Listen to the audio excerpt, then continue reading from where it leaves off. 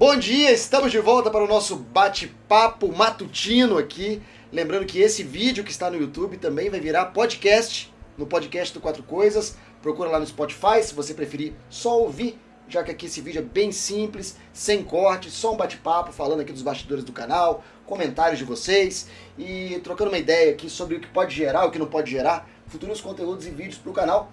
Queria dar um destaque aqui para o comentário do Luciano Silgueiros, que ele pede fracassatona sobre filmes baseados em jogos de videogame. Muito boa ideia, e dá pra fazer com filmes que foram feitos, né? Porque a história de fracassos de filme baseado em videogame é muito grande. E aí o Crash Plays responde aqui, a conversa ficou muito interessante, eu queria discutir, aprofundar mais esse assunto com vocês. Ele fala, muitas vezes o que realmente estraga o filme é a falta de fidelidade e a descaracterização dos personagens, que muitas vezes não lembram nada dos personagens, tanto dos jogos quanto dos mangás e HQs. É igual foi o filme do Mario, que não tinha nada a ver com os jogos, o filme do Street Fighter, que a única coisa fiel era as roupas, e o filme do Dragon Ball, etc. Tem vários aqui exemplos de adaptações de games e de mangás, animes que não funcionam. Aí abre o nosso espectro, né, para também adaptações de mangá e anime. O Luciano concorda, fala que é isso que estraga os videogames. Parece que eles falam de propósito, para fazer uma adaptação americana para atrair o público americano. Aqui o Crash Plays toca na ferida. Essa adaptação para o público americano. Vamos falar primeiro de videogame. Eu acho o seguinte, uma adaptação tem que ser feita, né? E por muitas vezes, eu acho que as pessoas que colocam dinheiro, que investem em cinema, não entendem exatamente como funciona um game. E acham que é uma fonte menor. Acham que um livro de literatura, um romance, é uma fonte maior, uma fonte digna. Aí no meio do caminho tá história em quadrinhos, que é uma fonte rasa, mas ainda assim utilizável. E no fundo do poço tá o videogame, que é um negócio de criança, que tem um personagem lá, compramos esse direito aqui desse personagem e vamos readaptar e fazer do zero, sem nem jogar esse jogo, porque eu não consigo ver nesse jogo nenhuma ideia para fazer um filme.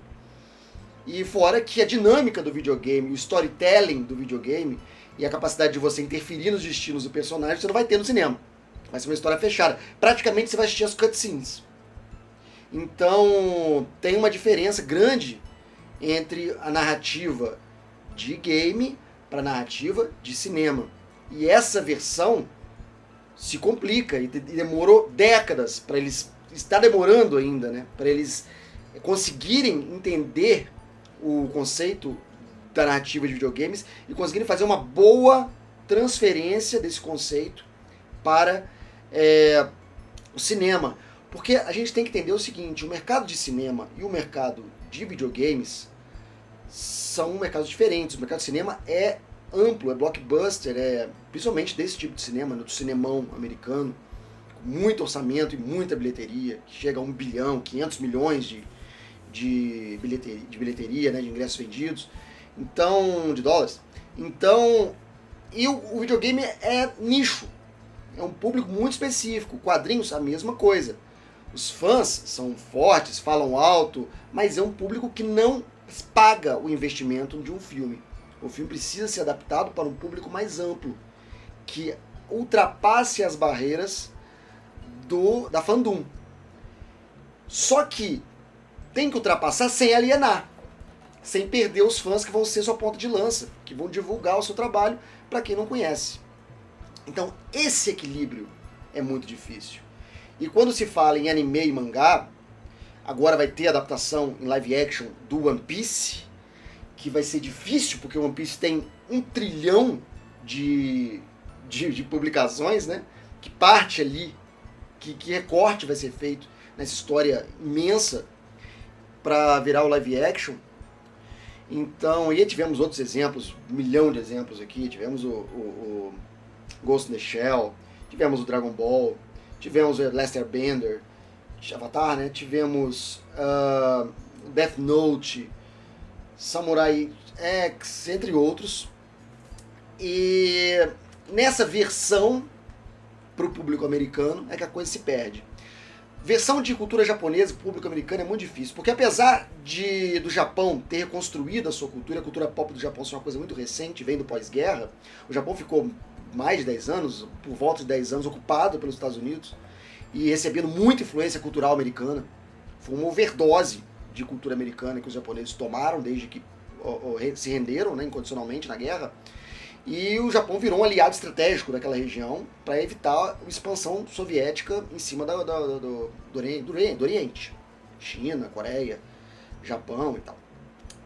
Aí, o que acontece? O japonês ficou muito influenciado pela cultura americana e misturou com seus próprios, sua própria tradição e virou essa máquina, né, de informação, essa máquina de conteúdo que é a cultura japonesa, com seus animes e mangás.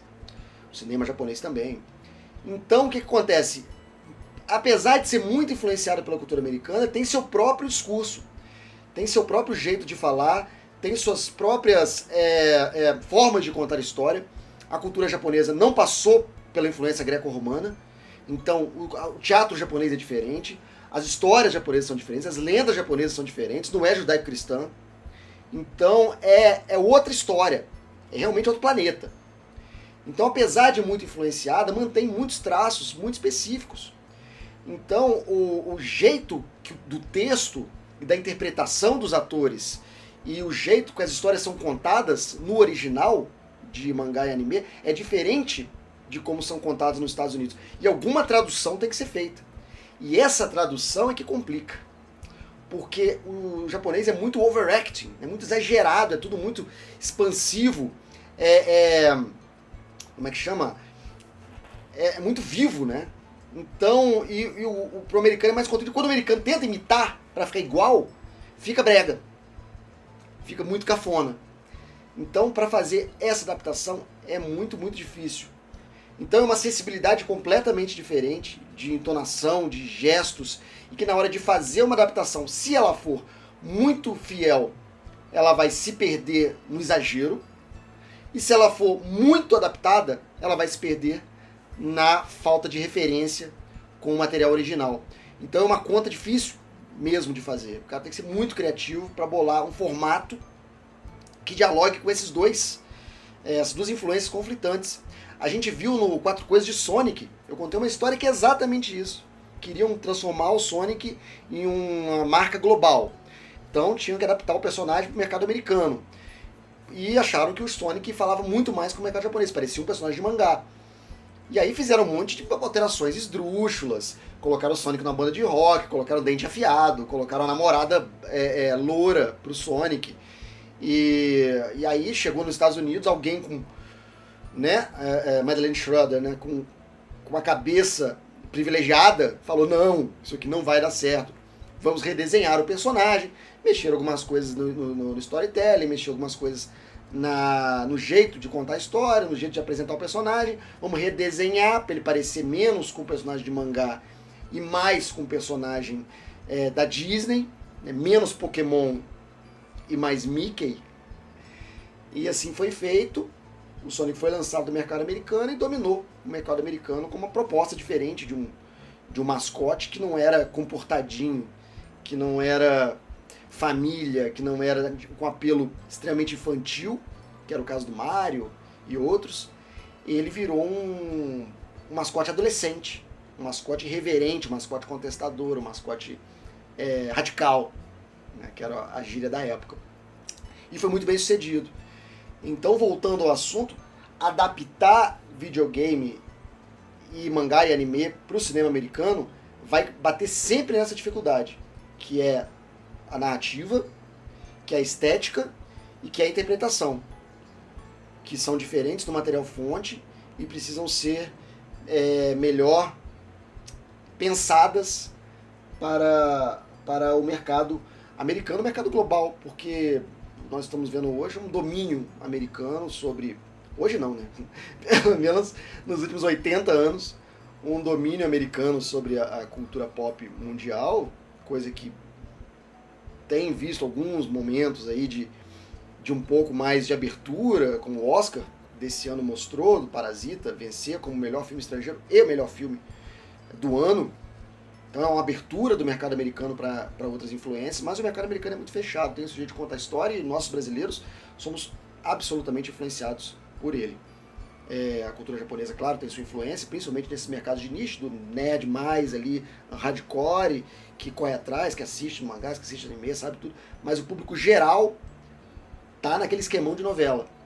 E o esquemão de novela é muito mais aproximado do jeito de narrar americano, que vem da narrativa dos folhetins, romances e por aí vai. Mas continua participando, escreve aqui embaixo sua opinião sobre esse assunto. Quem sabe amanhã eu faço outro vídeo e falo mais sobre esse assunto, leio os seus comentários e a gente continua esse papo. Que tal? Muito obrigado por assistir e ouvir. Lembrando que estaremos em podcast também. E hoje à tarde tem vídeo no canal Quatro Coisas, então corre no YouTube ou continua no YouTube, assina o canal, ativa o sininho para você continuar ligado no nosso conteúdo. Muito obrigado. Tchau!